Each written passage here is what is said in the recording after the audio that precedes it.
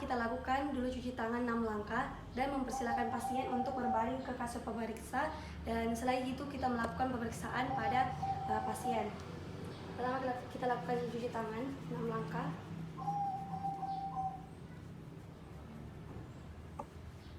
Lalu kita baringkan pasien berada pada kasur pemeriksa dan kita berada di sebelah kanan pasien.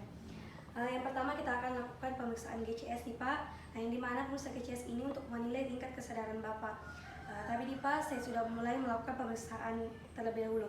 Yang pertama, ada 3 pemeriksaan yang akan kita lakukan pada pemeriksaan GCS.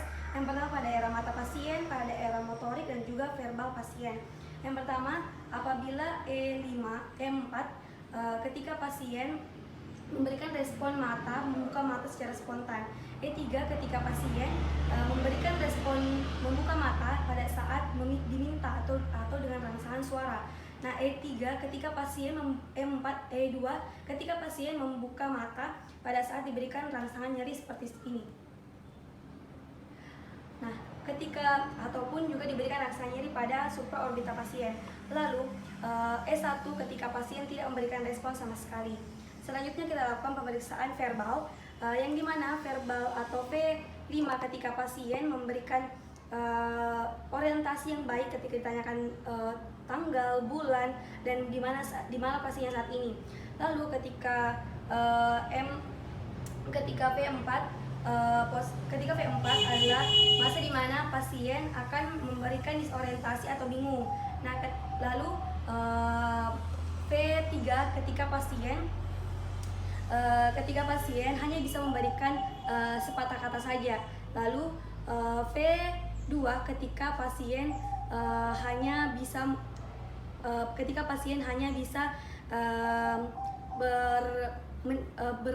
merintih ataupun mengeluarkan sesuatu yang nyeri pada saat diberikan rangsangan. Lalu ketika P1 ketika pasien tidak memberikan respon sama sekali. Lalu kita lakukan pemeriksaan motorik pasien. Yang pertama M6 ketika pasien memberikan respon dengan baik ketika kita minta pasien untuk angkat tangan ataupun kita perintahkan apa saja untuk menilai motorik pasien.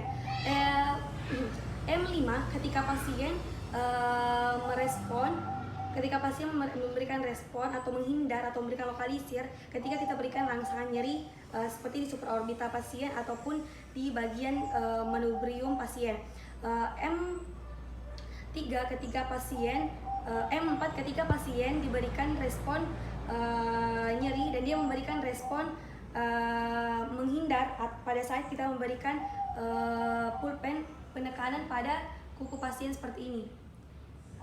Pasien akan memberikan gerakan fleksi atau menghindar.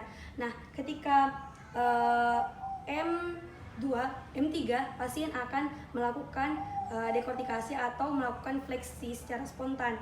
Nah, ketika pasien memberikan respon M2, maka pasien akan melakukan deseberasi atau melakukan ekstensi secara spontan. Nah, M1 ketika pasien memberikan respon tidak memberikan respon sama sekali. Nah, dari hasil pemeriksaan pasien kita melihat bisa menginterpretasi bahwa pasien mendapatkan hasil E2, yaitu ketika pasien hanya memberikan membuka mata pada saat diberikan rangsangan nyeri tadi pada manubrium sterninya. Lalu pasien memberikan verbal 2 karena pasien hanya bisa merintih ataupun memberikan respon seperti kesakitan pada saat diberikan rangsangan nyeri. Nah, motorik pasien terlihat M4 karena pasien hanya memberikan rangsangan fleksi pada saat diberikan penekanan pada kuku pasien. Baik, Bapak, dari hasil pemeriksaan ini kemungkinan kita memberikan respon kepada keluarga pasien apabila pasien dibawa oleh keluarganya. Kita memberikan penjelasan bahwa pasien dari hasil kecurigaan ini kita memberikan diagnosis 3. Yang pertama, saya mendiagnosa bahwa pasien kemungkinan terkena yang namanya TIA atau transient ischemic attack. Yang kedua, saya juga memberikan diagnosa bahwa pasien kemungkinan terkena namanya stroke hemoragik dan juga stroke dan hemoragik, yang dimana kita melihat bahwa pasien ternyata memiliki riwayat tekanan darah tinggi dan juga riwayat diabetes mellitus, dan juga pasien ternyata terjadi penurunan kesadaran pada saat pasien melakukan jogging di pagi hari. Baik Bapak, sekian pemeriksaan GCS atau tingkat kesadaran hari ini. Assalamualaikum warahmatullahi wabarakatuh.